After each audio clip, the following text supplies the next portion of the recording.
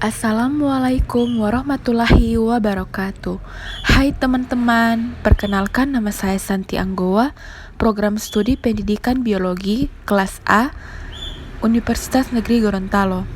Baik, di video kali ini saya akan memaparkan materi tentang daya dukung lingkungan.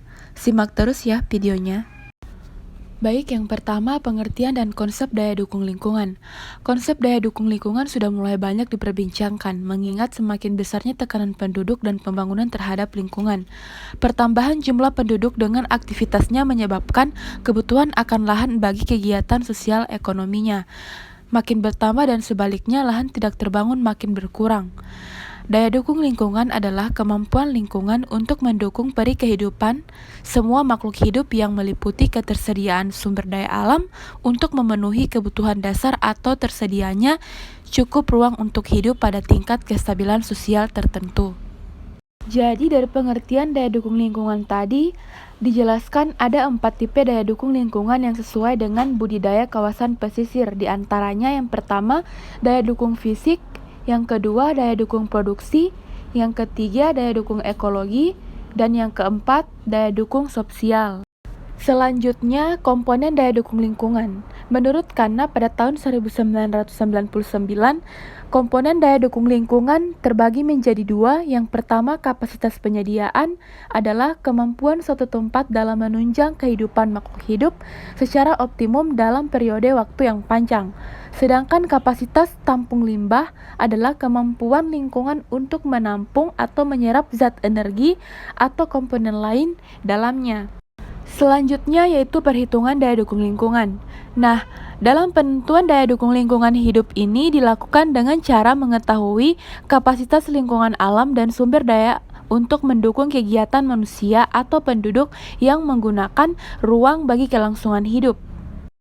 Besarnya kapasitas tersebut di suatu tempat dipengaruhi oleh keadaan dan karakteristik sumber daya yang ada di hamparan ruang yang bersangkutan.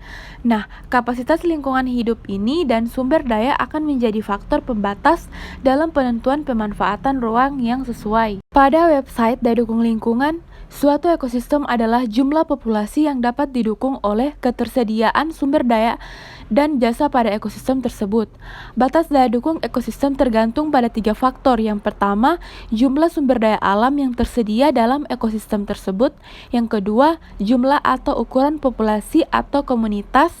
Yang ketiga, jumlah sumber daya alam yang dikonsumsi oleh setiap individu dalam komunitas tersebut. Selanjutnya, dalam telah jurnal tentang daya dukung lingkungan, telah daya dukung lingkungan hidup ini terbatas pada kapasitas penyediaan sumber daya alam. Terutama berkaitan dengan kemampuan lahan serta ketersediaan dan kebutuhan akan lahan dan air dalam suatu ruang atau wilayah. Oleh karena kapasitas sumber daya alam tergantung pada kemampuan, ketersediaan, dan kebutuhan akan lahan dan air, penentuan daya dukung lingkungan hidup ini dalam pedoman dilakukan berdasarkan 3 pendekatan. Yang pertama, kemampuan lahan untuk alokasi pemanfaatan ruang. Yang kedua, perbandingan antara ketersediaan dan kebutuhan lahan.